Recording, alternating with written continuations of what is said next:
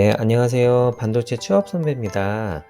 네, 오늘은 저희 오픈 카톡방에서 참여해 주시는 분들 중에 2024년 삼성전자 상반기에 최종 합격하신 분들의 스펙을 좀 알아보고 이렇게 좀 취업 활동하시는데 도움이 좀 드리고자 영상을 한번 만들어 봤습니다.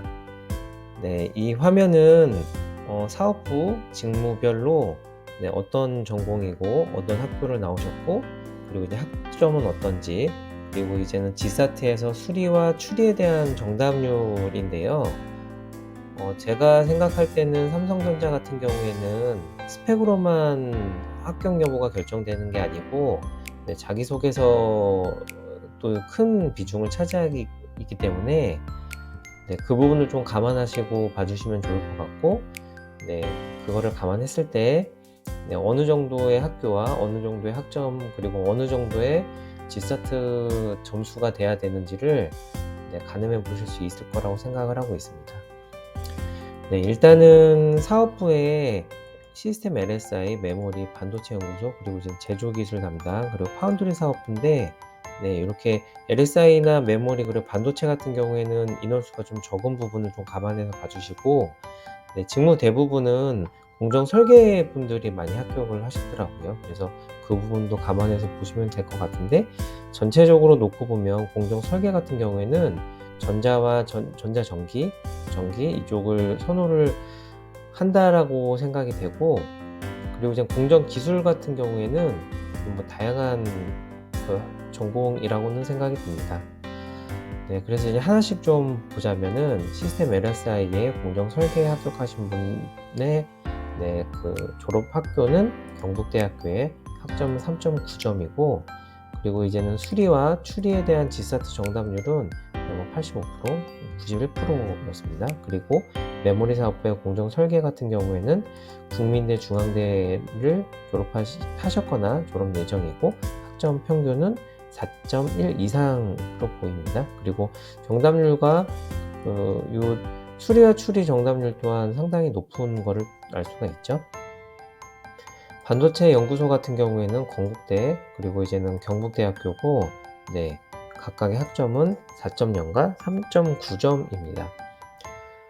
추리 정답률 같은 경우에는 이해가 되지만, 이 수리 정답률이 한 분이 19개 중에 15개 맞았다고 해주신 부분이 있는데, 요 세 분을 보면은 수리 정답률이 높지가 않은데 합격을 하셔서 저도 조금 좀 잘 이해가 안 되는 부분이, 수리 정답률이 상당히 좀 영향을 미치는데, 나머지 분들이야 정답률이 상당히 높으신 부분이지만, 이 세 분은 정답률이 낮은 걸로 봐서 무조건 개수에 따른 영향은 아닐 수도 있겠다라는 생각도 좀 들고, 그리고 이제는 뭐 배점이라든지 뭐 그런 쪽으로 좀 비중이 다를 수도 있겠구나 라는 생각이 듭니다. 아니면 추리 쪽에서 요 정답률이 상당히 높고 많이 푸셨기 때문에 이 추리가 좀 영향을 준 건가? 뭐 그런 생각을 잠깐 해봤습니다.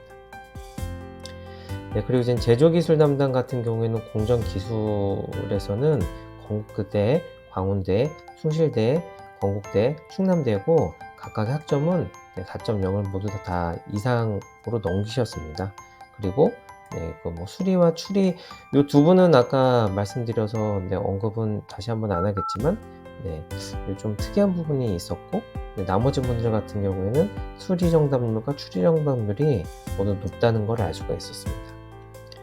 제조기술 담당의 공정 설계 같은 경우에는 부산대학교, 서울시립대학교, 성균관대학교, 홍익대학교고, 요 두 분 같은 경우에는 제가 느끼기로는 학점 커트라는 생각도 드는데, 요 3.8 이상은 돼야지 안정권인가라는 생각이 좀 듭니다. 그리고 이제 수리 정답률과 추리 정답률 또한 모두 다 높았고, 특히나 추리 정답률이 모두 다 100%였고, 개수 또한 상당히 맞는 부분을 알 수가 있었습니다. 파운드리 공정설계 같은 경우에는 대구 경북과학기술원, 숭실대, 성균관대학교, 건국대학교, 홍익대학교고, 각각 학점은 4.2, 3.8, 3.8, 4.1, 4.1이고, 네. 3.8은 아까 요렇게 언급을 드렸죠. 그래서 요 '합격 커트가 3.8 이상인가?'라는 생각을 좀 잠깐 해 봤습니다. 네, 그리고 네, 수리 정답률과 추리 정답률을 보면은 네, 이렇게 95% 이상, 그리고 이제 뭐 대부분 100% 이상이라는 거를 알 수가 있었습니다.